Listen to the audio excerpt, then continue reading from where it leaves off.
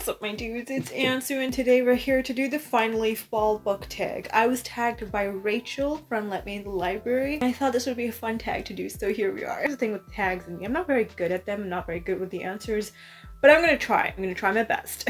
Let's get on to the tag prompts, and I have my trusty little phone over here so I can actually read it off of it. The first one is, in fall, the air is crisp and clear.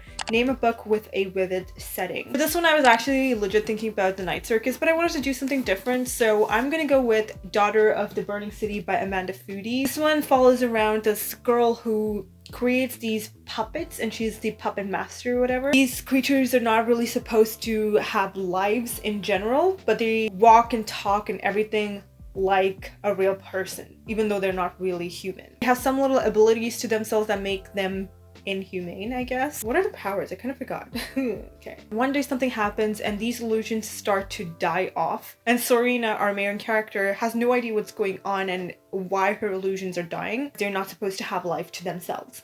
And they're all dying brutal deaths and she's trying to figure out this mystery of what's going on. It's just wonderful. It's a great setting. It's a little dark, but it's also fantastic to read. It is a single book, so you can genuinely just read through this and be done with the whole fantasy story, and it's pretty exciting. Next up is Nature is Beautiful but Also Dying. Name a book that is beautifully written but also deals with a heavy topic like loss or grief. For this one, I'm gonna go with Salt of the Sea by Ruta Sepetys. I read this a year ago or 2 years ago, I can't really remember, but it was, oh my god, it was so good. I believe this is set in like 1945. A German cruise ship that had a bunch of refugees on it sunk. The ship was overcrowded by 10,500 people and the capacity was like 1,500 or something. And the characters are fictional, obviously. From my understanding, the 4 characters that have their voice are fictionalized, but the story itself is actually true. It has happened and it's historically accurate. We have Joanna, who has nursing experience, Florian, who's a Prussian soldier and he's fleeing the Nazis with a stolen treasure. Emilia is a Polish girl and she is close to her pregnancy, and these 3 are basically trying to escape. They basically like interlink with each other. Some of them survive, some don't, and it's a very dark story. It's beautifully written. Number 3 is Fall is Back to School Season. Share a nonfiction book that taught you something new. And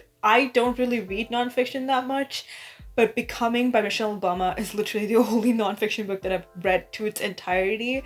And I learned a bunch of new things, actually. I had no idea how the American voting system worked, and I actually read up more on it because of the things that were mentioned in this book and the way that these people were treated because of their color and everything. It just really is an eye-opener, and I really enjoyed the way that it was written and just packed with a bunch of information. It just gave me more insight into these people and their lives, and it was so wonderful. I really loved it. Number 4, in order to keep warm, it's good to spend some time with the people we love. Name a fictional family, household, or friend group that you'd like to be a part of. This is probably lame, but I would like to be a part of the Night Court. Okay, was it the Night Court? I think it was, right?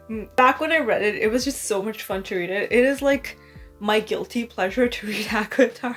I know it's not a great fictional story, but like, dude, it was fun, okay? And the friendship that these characters had, it was great. I was like, I want to be friends with these people. I genuinely did. It was fun. It was good, you guys. It was really fun. I don't know if you've read this series, but I genuinely enjoyed their friendship and I thought it was great. Okay, moving on. Number 5, the colorful leaves are piling up on the ground. Show us a pile of fall-colored spines. There we are. These are the only books that I could find that I read in orange and yellow. This is technically not a hardback spine, but you know what? I tried, okay? We have Where Dreams Descend by Janella Angeles, which is gorgeous as a naked spine. When Dimple Met Richie by Sandia Menon, again gorgeous as a naked spine. And finally we have A Girl's Best Friend by Lindsay Kelk, which is a paperback, so it's technically not a naked spine, but you know what? I tried, okay? Just cut me some slack.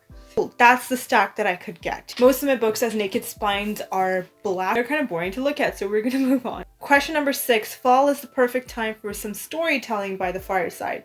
Share a book wherein somebody is telling a story. I can't think of any. Ooh, I don't know if this is cheating, but it's like a narrator is actually telling you the story, and it's not from the perspective of that particular character necessarily. So it is a story being told to you, and that is The Starless Sea by Erin Morgenstern. I personally didn't love this book. If you've watched my channel for a while, you know how I felt about this one. I didn't love it. But this is a story that is being told by like a narrator, And that's pretty much it. We're basically following around Zachary Ezra Rollins, who is this university student who comes across this book which has his life kind of written in it, and he's trying to figure out like how this book knew about his childhood, or like one aspect of his childhood, and he's trying to explore this whole thing. There are stories from a book in here as well, which is more fun to read than Zachary's story, unfortunately, but yeah. I don't super love it. I know some people really enjoyed it. I wasn't one of those. Number 7, The Nights Are Getting Darker. Share a dark, creepy read. I got you guys. So this one is going to be a B.A. Paris book. This is Behind Closed Doors by B.A. Paris, and I recently read this in October. Listen, when I tell you I found it difficult to sleep without thinking about this creepy dude, I'm not lying. It was creepy. It is a very creepy story. It is a domestic thriller following around this couple who's, from the outside, they look like a perfect couple. Jack is super rich and handsome and everything, and Grace is very charming and elegant. She's not going for work, but she never has the time to go out on coffee dates with people just by herself. She never answers the phone, and on one of the bedroom windows there are bars on it, and it is hecka creepy. I'm just gonna leave it at that. It's a great book, but just be prepared to be a little creeped out. Question number 8 is The Days Are Getting Colder. Name a short, heartwarming read that could warm up somebody's cold and rainy day. I don't know. Okay, these are not really short necessarily, but they're not super long either. It's a part of a series, which is the Wedding Date series by Jasmine Guillory. And all the books in that series, I read the first 3. They're romance novels, and it's just very like heartwarming and quick to read, honestly. But I read the first 3 books and it's really lovely. Number 9, Fall returns every year. Name an old favorite that you'd like to return to soon. Another like favorite of mine was The Assassin's Blade by Sarah J Maas.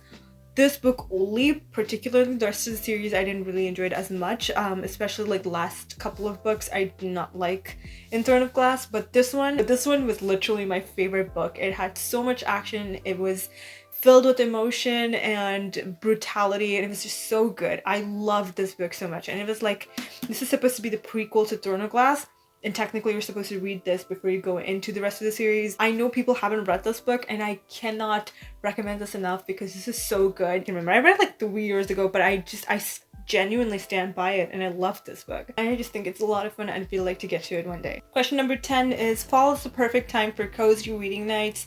Share your favorite cozy reading accessories. And I don't really have any accessories per se. My Kindle e-reader probably. Earbuds are a must, and I use these Samsung Buds. I think these are the Buds Plus. Those are my accessories. I don't really use much, to be honest. The final thing you need to do is spread the autumn appreciation and tag some people. I don't really know if people have really done this or not, but if you're interested, you can totally go ahead and do it if you'd like. I'm personally going to tag a couple of people that I think have not done this tag, and if you're interested, you can do it. If you're not, just ignore me. That's totally fine. I'm going to tag Chelsea, Darian, and Sasha. Alright, you guys, those are all the questions in this tag. Thank you so much to Rachel for tagging me in this. This was a lot of fun. As you can see, I'm kind of terrible at answering questions, so it's fine. I went through it. It's all good. And I totally just ate my hair. It's fine. Thank you so much for watching. I will see you all next time with another video. Until then, I'll talk to you all in the comments. Bye!